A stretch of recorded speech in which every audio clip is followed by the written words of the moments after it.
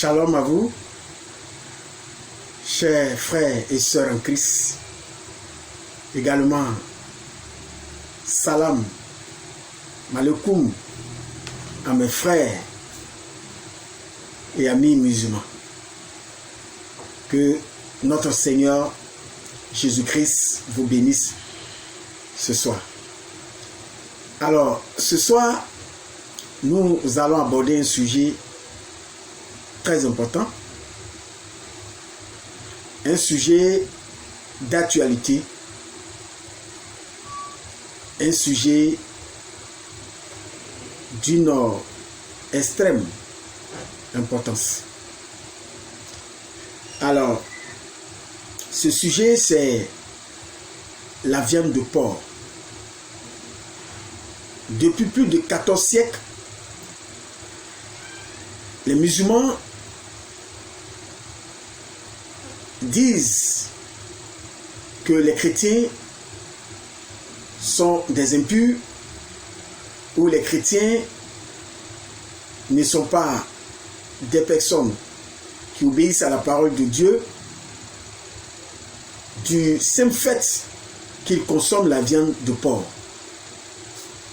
Alors ce soir, nous allons nous prononcer sur ce sujet. Nous allons lire la Bible et le Coran pour en savoir plus sur ce sujet. Pour connaître exactement ce que Dieu pense sur ce sujet. Pour savoir quelle est la pensée exacte de Dieu concernant la viande de porc. Alors, pour introduire ce sujet, nous allons lire un texte dans le livre de Lévitique, chapitre 11, un texte que depuis 14 siècles, les musulmans utilisent pour pouvoir, d'après eux, dénoncer les chrétiens du fait de leur consommation de la viande de porc. Alors, nous allons lire le texte, Lévitique, chapitre 11, à partir du verset 1er jusqu'au verset 8.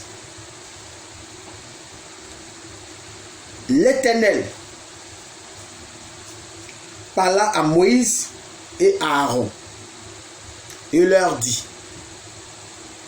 parlez aux Israélites, dites-leur, parmi tous les animaux qui sont sur la terre, voici ceux dont vous mangerez. Verset 3. Vous mangerez de tout animal qui a le sabot fendu, le pied fourchu et qui rumine. Mais voici parmi ceux qui ruminent ou qui ont le sabot fendu, ceux dont vous ne mangerez pas: le chameau qui rumine, mais qui n'a pas le sabot fendu. Vous le considérez comme impur. Verset 5. Le dama qui rumine, mais qui n'a pas le sabot fendu. Vous le considérez comme impur. Le verset 6. Le lièvre qui rumine, mais qui n'a pas le sabot fendu. Vous le considérez comme impur. Le porc qui a le sabot fendu et les pieds fourchus, mais qui ne rumine pas, vous le considérez comme impur. Voilà, vous le considérez comme impur. Vous ne mangerez pas de leur chair et vous ne toucherez pas à leur cadavre. Vous les considérez, comme impurs. Voici le texte en question, le texte que les musulmans utilisent pour, d'après eux, démontrer que les chrétiens sont impurs vis-à-vis de la parole de Dieu, du simple fait qu'ils consomment la viande de porc. Alors, comme je disais tout à l'heure, l'islam reproche aux chrétiens, à partir de ce texte, de manger de la viande de porc. Alors que dans le même passage, l'interdiction du chameau, du lapin, parce que le lièvre et le lapin sont à peu près de la même famille, est interdit. Ce n'est pas seulement le porc qui a été interdit, mais il y a aussi le chameau, le lapin, parce que c'est de la même famille que le lièvre, comme je disais tout à l'heure, et certains animaux qui ont été cités, le dama, etc., tous ces animaux ont été interdits formellement dans Lévitique chapitre 11. Mais les musulmans s'acharnent sur le porc et nous ne savons pas pourquoi. Alors que ce soir, je vais prouver que les musulmans peuvent manger le porc. Même s'ils trouvent cela, mes propos ou mes paroles, comme étant un sacrilège, je pense que je vais démontrer cela. Et ils sauront que j'ai parfaitement raison. Pourquoi les musulmans peuvent manger le porc? C'est simple. D'ailleurs, même certains d'entre eux mangent le porc. À l'époque, nous avons des amis musulmans, même jusqu'à présent, nous avons toujours des amis musulmans. Mais à l'époque, nous avons des amis musulmans qui mangeaient le porc. Oui, du porc au four. Et certains, même quand ils vont au marché, ils disent qu'ils n'arrivent pas à faire la différence entre la viande ordinaire et le porc. Et souvent, nous retrouvons cela dans les soupes. Mais quand ils arrivent devant nous, ils nous racontent des histoires qu'eux ne mangent pas du porc. Et que tous ceux qui mangeraient du porc seraient impurs. Je vais prouver ici, par la lecture de certains textes, que le musulman peut bel et bien manger du porc. Parce que dans ce texte que nous venons de lire, je le disais tout à l'heure, que ce n'est pas le porc seulement qui a été interdit. Il y a aussi le chameau. Or, je vais prouver tout à l'heure que le prophète Mohammed, le prophète de l'islam, a mangé le lapin, qui est de la même famille que le lièvre, a mangé le chameau.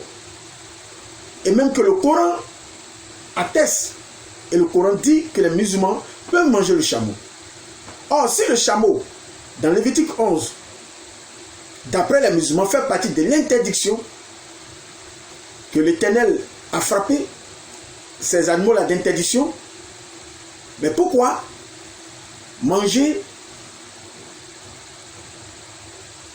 certains animaux tels que le chameau et le lapin ou le lièvre et puis rejeter d'autres? C'est vraiment une attitude d'hypocrisie de la part de nos frères et amis musulmans. Alors, pour commencer notre argument ou notre démonstration, nous allons lire un hadith, Sahih Bukhari ou Bukhari 2572, raconté par Anas. Donc, voici une première preuve que nous donnons. Une première preuve que nous donnons. On a provoqué un lapin. Vous savez que les hadiths racontent des histoires quotidiennes, rapportent des histoires quotidiennes du prophète Mohammed et certaines personnalités importantes de l'islam, certains événements, même expliquent même souvent le contexte dans lesquels souvent, ou les contextes dans lesquels souvent certaines versions ont été révélées, etc. Alors, quand on dit Sahih, ça dit c'est un hadith qui est crédible. C'est un hadith qui est fiable. Donc, Sahih Bukhari, comme je le disais tout à l'heure, 2572. Et Anas, on dit c'est raconté par Anas. Voici ce qui est dit. On a provoqué un lapin. Je disais tout à l'heure que le lapin fait partie de la même famille que le lièvre.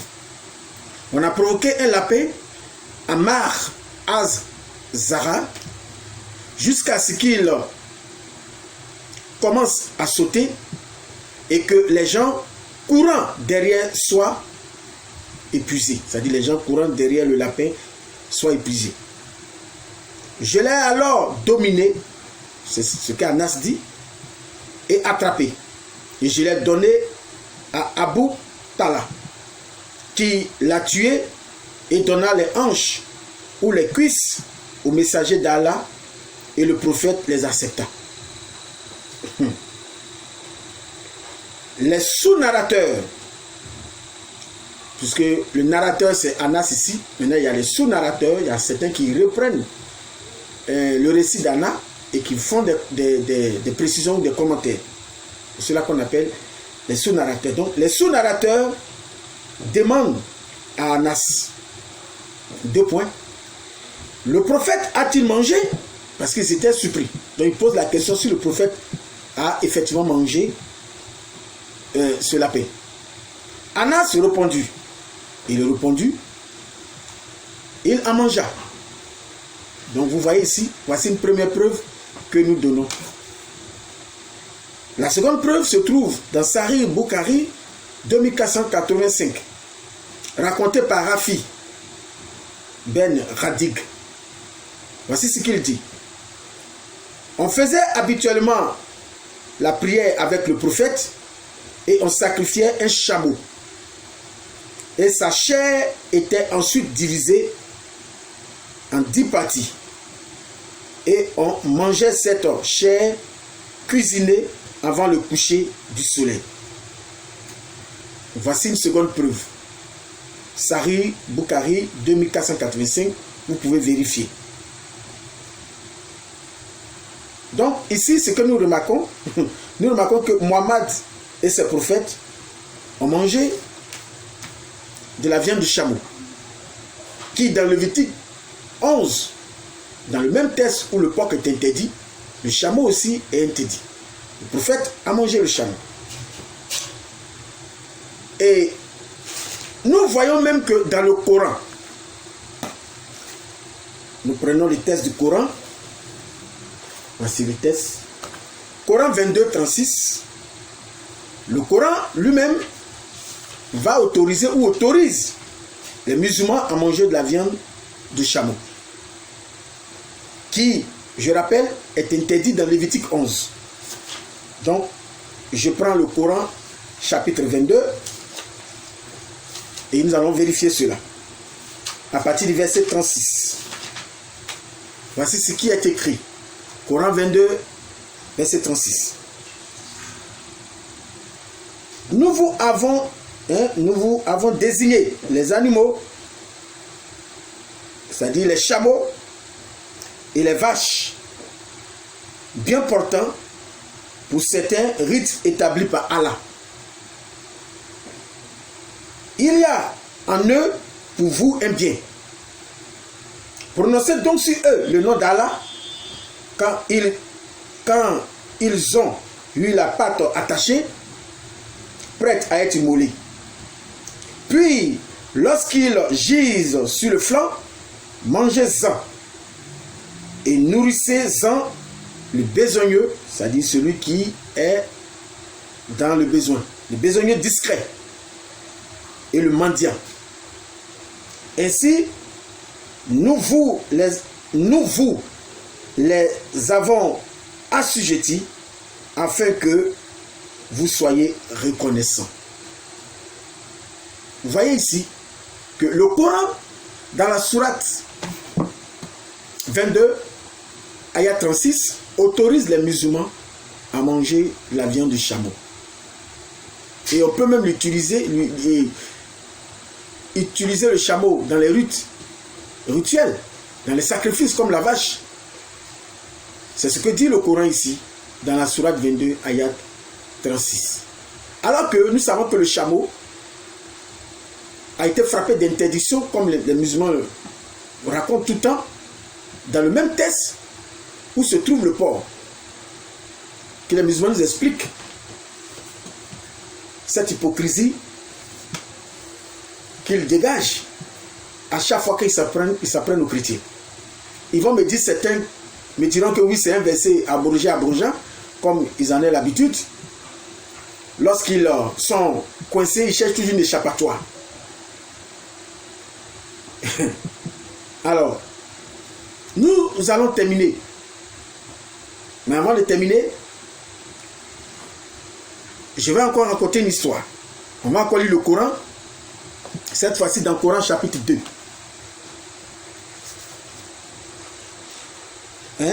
Dans le Coran chapitre 2. Pourquoi Coran chapitre 2? Parce que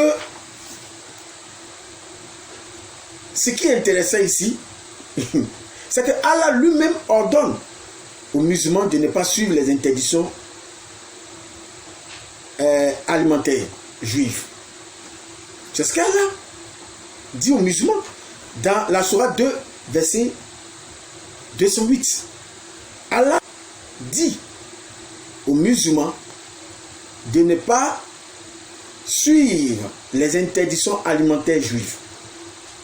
Maintenant, pourquoi vous nous imposez cela? Pourquoi vous, les musulmans, vous nous imposez ces interdictions alimentaires? Pourquoi cela? Pourquoi 2 poids 2 mesures lorsque vous vous adressez aux chrétiens? Ce n'est pas normal, ce n'est pas logique. Lisons, comme je disais, la sourate 2, verset 208.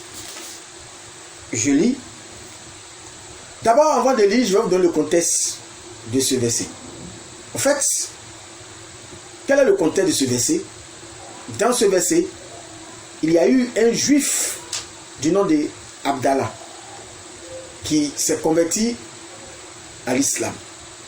Et quand il s'est converti à l'islam, il voulait suivre ces interdictions alimentaires juives, et Muhammad va recevoir, comme d'habitude, de son Allah, dans la sourate 2, verset 208, ce verset que je vais lire maintenant. Et dans cette sourate, Allah dit de dire à tout juif et à tout musulman de ne pas, tout juif qui devient musulman et à tout musulman de ne pas suivre ces interdictions comment on appelle, alimentaires juifs. Alors je lis le verset. Voici ce qui est écrit. Oh, les croyants, entrez en plein dans l'islam, entrez en plein. N'ayez pas un pied dedans, un pied dehors. Et ne suivez point les pas du diable. Parce que ces interdictions alimentaires juives sont qualifiées de diaboliques. D'après ce verset que nous lisons. Car il est sec pour vous un ennemi déclaré.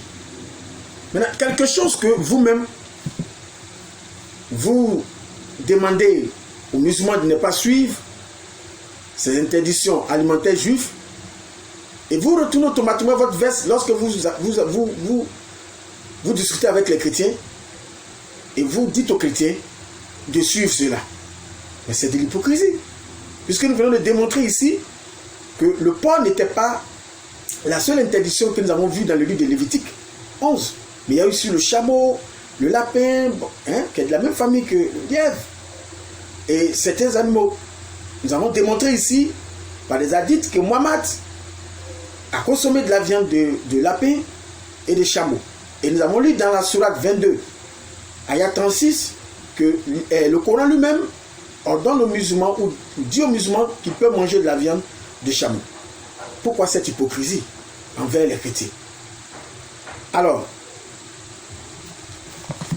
nous avons été débarrassés très vite par Dieu dans le Nouveau Testament de ces interdictions alimentaires juives. Voici, je vais tout droit dans le texte de 1 Timothée. 1 Timothée, chapitre 4. La lettre au Timothée, chapitre 4, à partir du verset 1er jusqu'au verset 5. Pour montrer ici que les chrétiens ont été délivrés de ça depuis belle lurette. Il y a longtemps que nous sommes délivrés de ça. C'est vous qui avez encore des difficultés. Sinon nous, le Seigneur Jésus nous a délivrés de ça il y a longtemps. D'ailleurs même il dit ce qui rentre dans la bouche, c'est pas ce qui souille, mais c'est ce qui sort qui souille l'âme. Donc un aliment ne peut pas souiller, selon la Bible, un individu. Ce qui souille la Bible, au-delà de l'aliment, c'est ce qui sort de l'intérieur du cœur de l'homme qui souille l'homme. Alors, nous lisons 1 Timothée 4, à partir du verset 1er. Mais l'Esprit dit expressément que dans les derniers temps, quelques-uns abandonneront la foi pour s'attacher à des esprits séducteurs et à des doctrines de démons. Par hypocrisie de faux discoureurs marqués au fer rouge dans leur propre conscience, ils prescrivent de ne pas se marier et de s'abstenir d'aliments que Dieu a créés, pour qu'ils soient pris avec action de grâce par ceux qui sont fidèles et qui connaissent la vérité. Or, tout ce que Dieu a créé est bon et rien n'est à rejeter, pourvu qu'on le prenne avec action de grâce. Car tout est sanctifié par la parole de Dieu et par la prière. Voilà. Nous, on est débarrassés de ça à longtemps. Nous sommes débarrassés des interdictions alimentaires juives. Maintenant, je vais vous donner, vous savez, quand c'est pas tout dans la vie qu'il faut prendre à la lettre, au pied de la lettre ou au premier degré. Il y a certaines vérités qu'il faut aller beaucoup plus loin pour comprendre quand Dieu parle. Et ça, c'est très important. Souvent, il faut aller au second degré pour comprendre. Je prends l'exemple. Quand la Bible dit, par exemple, que les Égyptiens, à l'époque, adoraient le taureau. Mais ce n'était pas le taureau de façon littérale que nous voyons là, que les Égyptiens adoraient. Mais les Égyptiens adoraient ce que représentait le taureau dans le monde spirituel. C'est l'image qu'avait ce taureau-là dans le monde spirituel que les Égyptiens adoraient. Mais ce n'était pas le taureau que nous voyons sous nos yeux. Même souvent, s'il arrivait que nous voyons que là où les Égyptiens partaient prier le taureau, il y avait la tête physique du taureau qu'on voyait. Mais ce n'était pas ce taureau-là qu'ils adoraient. Mais c'était ce que représentait ce taureau-là dans le monde spirituel. C'est ce que les Égyptiens adoraient. C'est la même chose ici. Quand le Seigneur dit de ne pas manger de la viande de porc,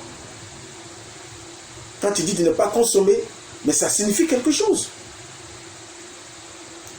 Et l'une des choses que cela signifie, puisqu'il y en a plusieurs, c'est ce que je vais vous donner. Je vais vous donner une raison rapidement, comme le temps avance. Dans le livre de 2 Pierre, nous prenons le livre de 2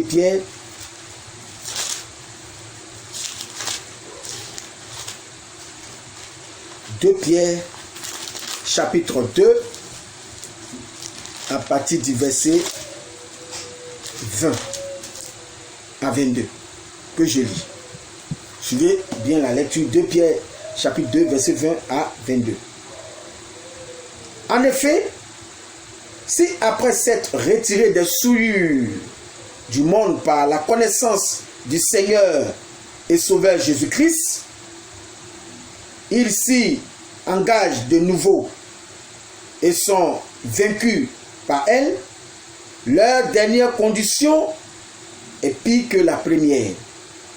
Car mieux valait pour eux n'avoir pas connu la voie de la justice que de l'avoir connue et de se détourner du saint commandement qui leur avait été donné. Maintenant le verset 22. Il leur est arrivé ce que dit le proverbe véridique. Le chien est retourné à son vomissement. Et la truie, à peine lavée, va se vautrer dans le bourbier.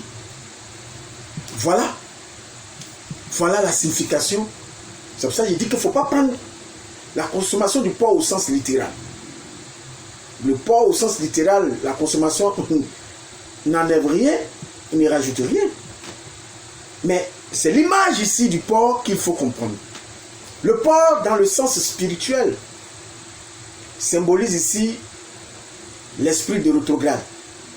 Parce qu'on nous décrit ici certaines personnes qui, après avoir connu la vérité, sont retournées à leur vomissement. Voilà la signification de la consommation du porc. Consommer le porc ici, dans le sens du second degré que nous sommes en train de voir, ce n'est pas le fait de manger littéralement la viande du porc, mais c'est le fait de retourner dans la boue après avoir été lavé par le sang du Seigneur Jésus-Christ. Voici la signification exacte de cela, que les musulmans malheureusement utilisent pour pouvoir s'égarer plus encore. Alors ce soir, que le Seigneur te bénisse. C'est là que je voudrais m'arrêter et interpeller mes frères et mes amis musulmans, les interpeller sur ce sujet et leur dire que Jésus a encore la main tendue et qu'ils viennent à lui. Il a encore temps, parce que nul n'est maître de son souffle. Si tu as compris que l'islam te trompe depuis des années, il ne faut pas avoir peur de revenir vers ton Créateur. Parce que c'est à lui que tu rendras compte un jour. Pas à ton imam, ni à tes parents. Chacun devant Dieu sera seul face à ce grand Dieu vengeur. Vaut mieux pour toi, après avoir connu la vérité, de ne pas la rejeter. Bien-aimé, que le Seigneur te bénisse. Je vais laisser mon contact pour ceux qui veulent plus d'informations ou ils ont d'autres préoccupations. Je suis au 07 08 04 58 17.